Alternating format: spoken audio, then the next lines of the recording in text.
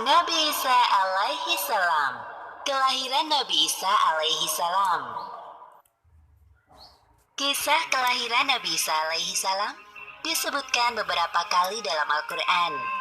Di antaranya dalam surat Ali Imran ayat 45 dan surat Maryam ayat 22 hingga 26.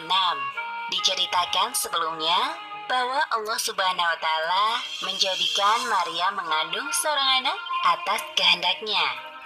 Jadi kelak bayi Isa lahir dari rahim ibunya tanpa campur tangan seorang ayah. Ini merupakan ujian yang berat bagi Maryam. Padahal Maryam dikenal sebagai perempuan yang taat beribadah dan menjaga diri dari laki-laki yang bukan mahramnya. Kehamilan Maryam merupakan bukti bahwa tidak ada yang mustahil bagi Allah.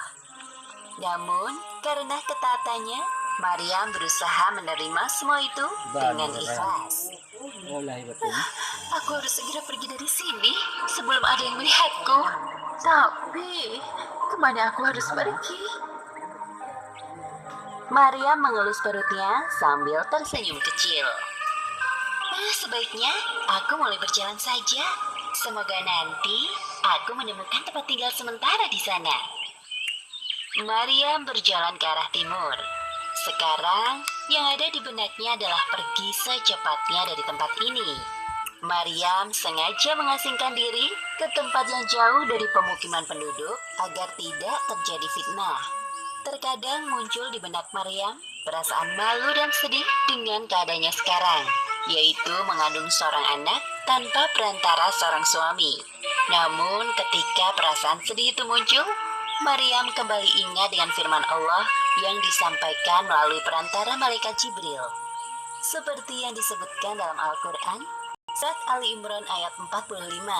Hai Maryam, sesungguhnya Allah menggembirakan kamu dengan kelahiran seorang putra yang diciptakan dengan kalimat yang datang daripadanya. Namanya Al-Masih Isa putra Maryam, seorang terkemuka di dunia dan akhirat, dan salah seorang di antara orang-orang yang didekatkan kepada Allah. Ya Allah, berikanlah hamba-Mu ini kekuatan untuk menjalankan ujian yang berat ini.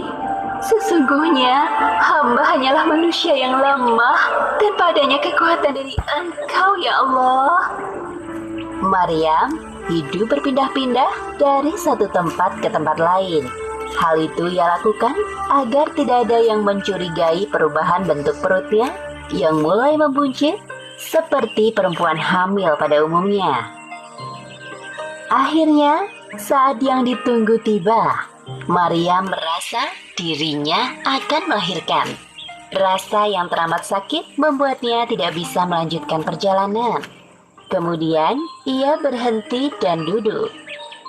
Ya Allah, apakah sekarang saatnya hamba melahirkan bayi mulia ini? Tenagaku mulai habis. Hamba merasa tidak sanggup lagi, ya Allah. Maryam merasa sangat putus asa. Tenaganya habis untuk berjalan. Ia merasa haus dan lapar.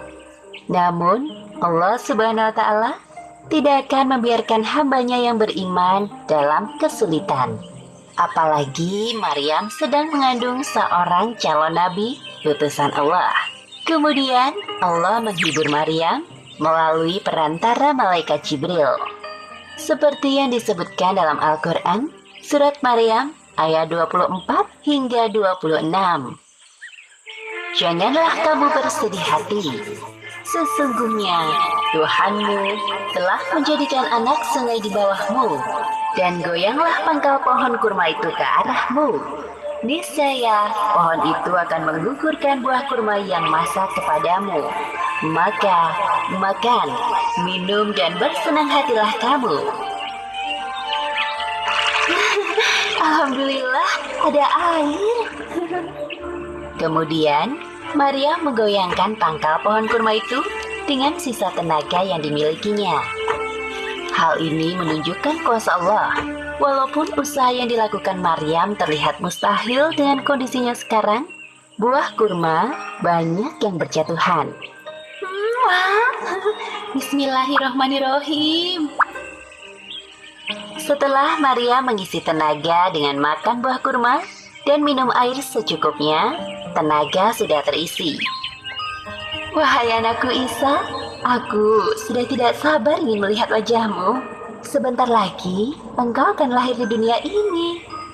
Dengan penuh susah payah menahan sakit, diwarnai dengan cucuran peluh dan air mata, Maryam akhirnya melahirkan anaknya. Tampak seorang bayi mungil nan suci. Bayi laki-laki itu bernama Isa putra Maryam, sebuah nama yang diberikan oleh Allah. Nama Isa dinisbahkan kepada ibunya karena ia lahir tanpa perantara ayah.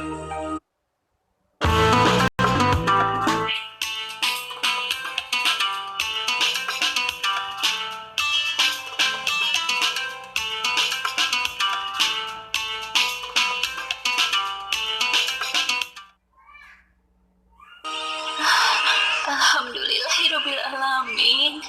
Akhirnya engkau lahir dengan selamat, Nak. Kemudian Allah Subhanahu wa taala memerintahkan Maryam untuk tidak berbicara dengan orang yang ditemuinya. Seperti yang disebutkan dalam lanjutan surat Maryam ayat 26. Jika kamu melihat seorang manusia, maka katakanlah, sesungguhnya aku telah bernazar berpuasa untuk Tuhan yang Maha Pemurah. Maka aku tidak akan berbicara dengan seorang manusia pun pada hari ini. Hal tersebut dilakukan untuk menghindari fitnah, karena keanehan yang terjadi pada Maryam tidak mudah diterima oleh akal manusia. Kemudian Maryam merawat bayi Isa dengan penuh kasih sayang. Tibalah waktu yang ditentukan. Maryam kembali kepada kaumnya membawa bayi Isa. Selama perjalanan, Maryam terus berdoa dalam hatinya agar Allah selalu melindungi mereka berdua. Karena kelak bayi suci yang berada dalam dekapannya itu akan menjadi nabi yang mulia di kalangan Bani Israel. Demikianlah akhir kisah kelahiran Nabi Isa alaihi salam. Hikmah yang dapat kita ambil pelajaran dari kisah ini diantaranya, pertama, untuk bersikap sabar dalam menghadapi cobaan, seperti yang ditunjukkan oleh ibunda Nabi Isa.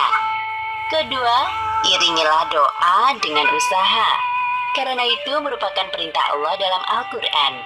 Dan ketiga, jangan berprasangka buruk terhadap Allah, karena kita sebagai manusia hanya bisa merencanakan, dan Allah yang menentukan. Wallahu a'lam bishawab.